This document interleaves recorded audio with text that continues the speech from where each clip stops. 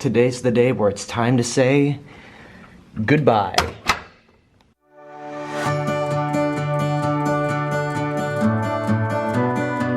Good morning, everyone. My name is Alexander Robinson, and this is my travel channel. So today is the last day of my time here at Universal Orlando Resort. I checked out of my hotel, Cabana Bay, which is a really cool-looking hotel. I didn't get to showcase most of it during my trip here, but I would certainly find myself staying here again in the future. I've checked out of my hotel, I checked in my bags at the lobby, I have a bus that's gonna take me to the airport at 3:15, but it's only 9 o'clock right now, so what do you say we hop in the parks one last time?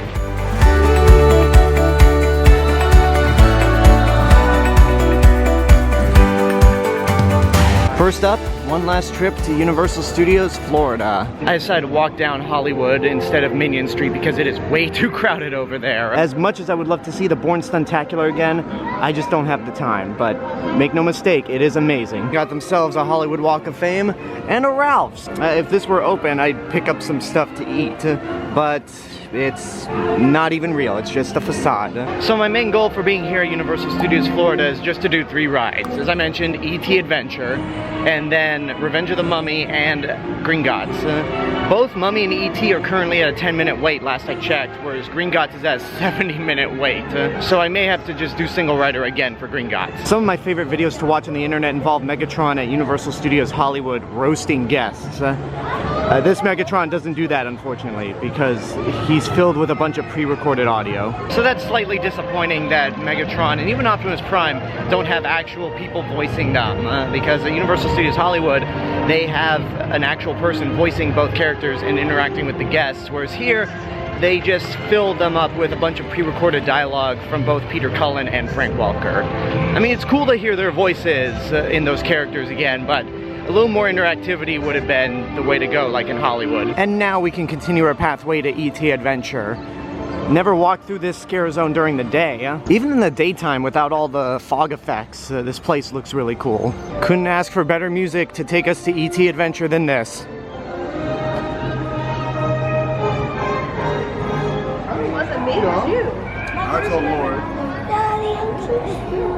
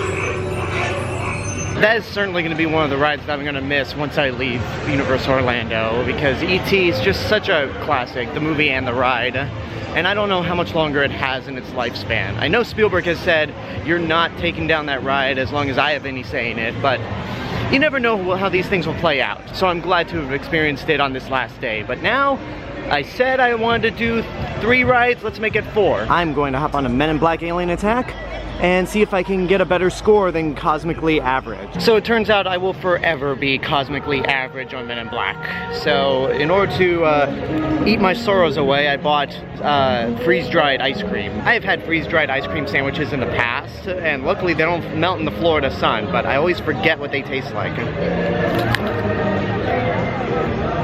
Well, they're hard. That's the one thing.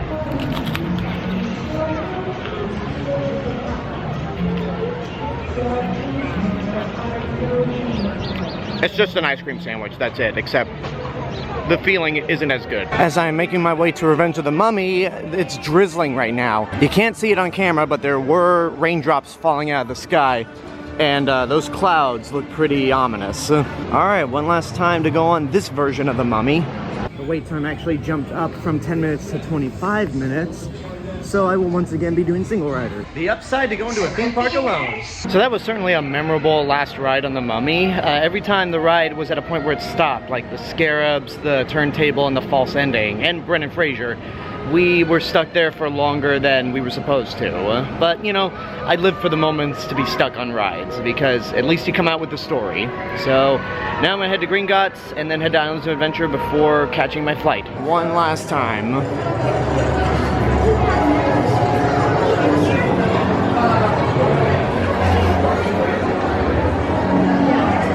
Definitely gonna miss these sights. Gringotts wait actually went down to 50 minutes, but I'm still gonna try and go for single rider because it saves time. One last good look at the bank lobby.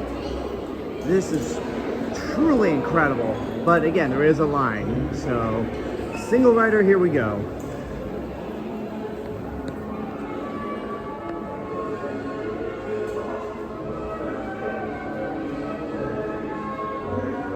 Interesting side note, the music here is actually out of tune from what you hear in the movies.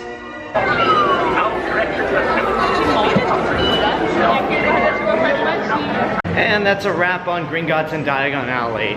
I think I'm gonna miss Escape from Gringotts the most out of all the new Universal Orlando rides here, because I love Velocicoaster, love Hagrid's, but Escape from Gringotts is just so immersive. I would love to see it at Universal Studios Hollywood at some point, but I don't think they have the room. Like, Gringotts is already a big enough ride on itself. Having an entire Diagon Alley at Universal Studios Hollywood would be a very tight fit, and they'd probably have to cut some stuff out of it. But you know what? I'm more for the idea of Universal Studios Hollywood having their own unique rides from Universal Orlando. It's 11:30, time to leave Universal Studios Florida and head to Islands of Adventure.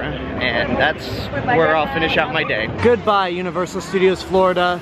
And goodbye, more accurate, modern Universal Globe. One more thing I wanted to bring up about E.T. is that when getting my passport, there was a family behind me, and the little kid thought that E.T. came out in 2009, and the parents were like, no, it's been out longer than that. And he went, okay, 1997, like, no, longer than that.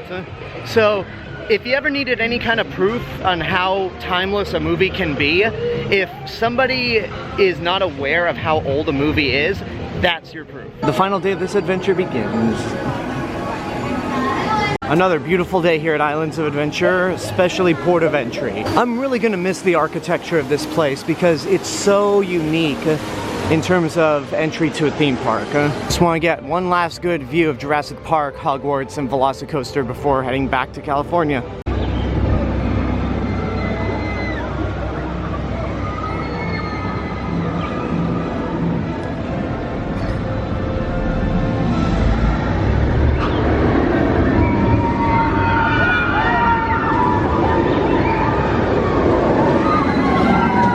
And there's Hulk again.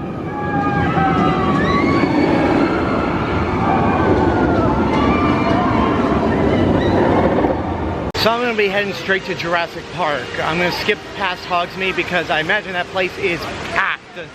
But I'm always fascinated by Florida weather. Like, at 1 second it's drizzling, then it stops, then the sun's fully out, then it's completely blocked by clouds. Y'all got some weird weather, Florida.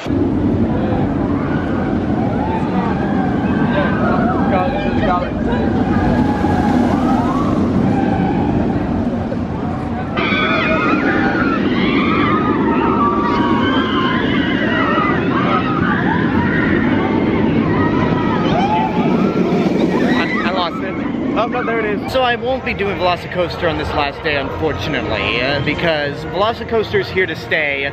This may be rethemed at some point, so it may be my last time going on River Adventure while it's themed to Jurassic Park. Again, who knows? There we go. This could be my last time on Jurassic Park River Adventure.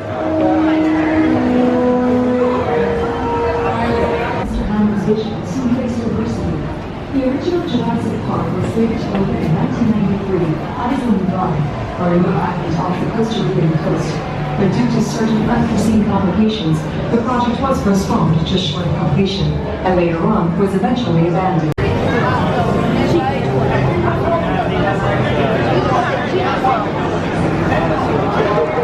Didn't get as wet as the first time I rode this during my trip. I sat in the back seat. It just got like my sleeves and stuff, but I felt good. The Florida sun is, again, really something else, even though it's blocked out right now, but I feel good. So yeah, this was my last ride on Jurassic Park River Adventure. If they were to do any hard maintenance on this ride, I would much prefer if they kept the Jurassic Park theme and just really stripped out all the animatronics and replaced them with the updated ones you see on Jurassic World.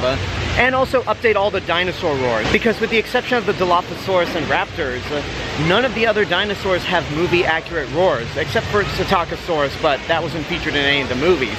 But by the time this river adventure opened, it was 1999. Lost World and Jurassic Park were out by that point, so every other dinosaur in that ride had a movie depiction. So if there was any reason to update this to Jurassic World, then it would be to put in the updated roars. We'll see what the future holds. If they want to keep this area as a Jurassic Park, Jurassic World hybrid land, since it's technically all the same franchise, then I'd be totally okay with that. But if they decide to retheme this river adventure and the entirety of Jurassic Park into Jurassic World, I'd be okay with that too. So whatever the future holds for this area of Islands of Adventure, I will be behind it 100%.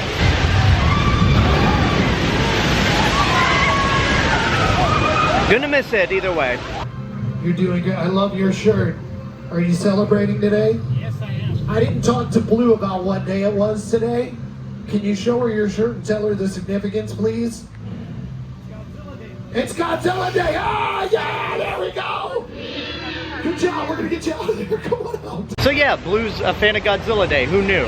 But yeah, today is November 3rd at the time I'm recording it, which is Godzilla Day, which is why I'm wearing the shirt. And Godzilla -1 just came out in theaters in Japan, so clearly I have a reason to celebrate. Though I do know one person here at Universal Orlando that is not celebrating Godzilla Day. Yeah, this is one place at Islands of Adventure where I feel like my t-shirt will be frowned upon. Alright, so change of plans. Skull Island Reign of Kong is experiencing some technical delays, so I won't be going on it for a last time. But me wearing a Godzilla shirt, it wouldn't be appropriate to go on a Kong ride. So the walls just came down on this Toon Lagoon sign, and you get a slightly better view of what Dudley Do-Right look like, but they're trees. So no, you don't. Ooh, this part of Popeyes. I still have flashbacks to that getting me yesterday. And there's nobody on that raft to experience what I experienced. But these people down here will experience it.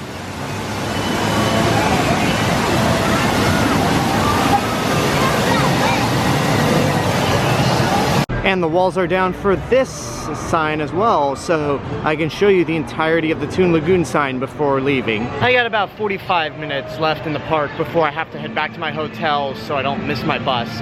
But this day has just been more of just relaxing, taking in the environments, looking at everything that we don't have at Universal Studios Hollywood.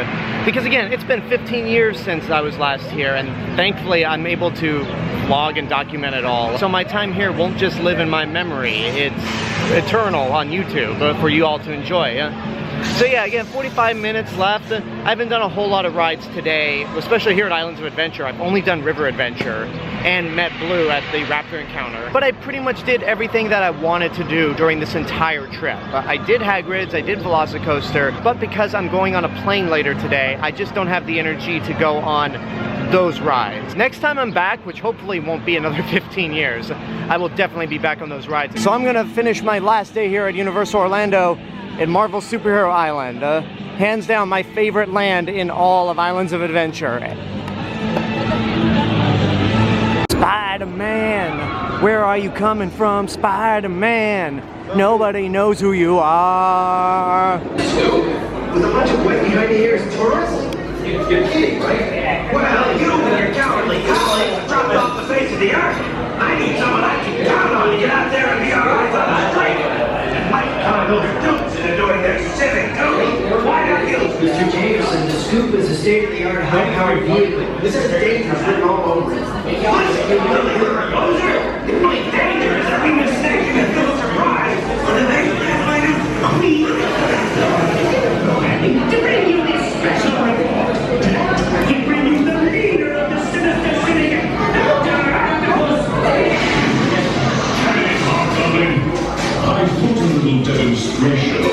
levitation ray might help convince the unbelievers of my power. You hear that? They're playing the score from the first Iron Man instead of the usual music that plays here at Marvel Superhero Island. Interesting.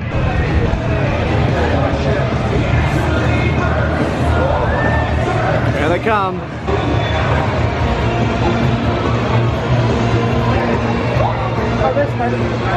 As much as I would love to stay here longer, all good things must come to an end.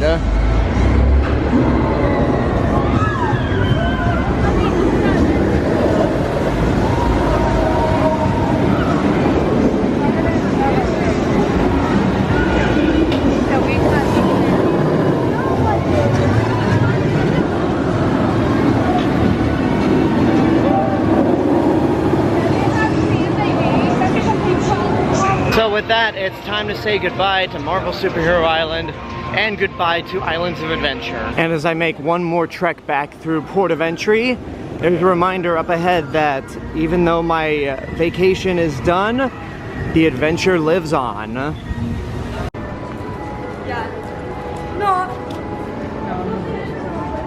One last look at that lighthouse there before heading home. So now I'm just gonna trek through City Walk, go to Cabana Bay, get my bags, head to the airport.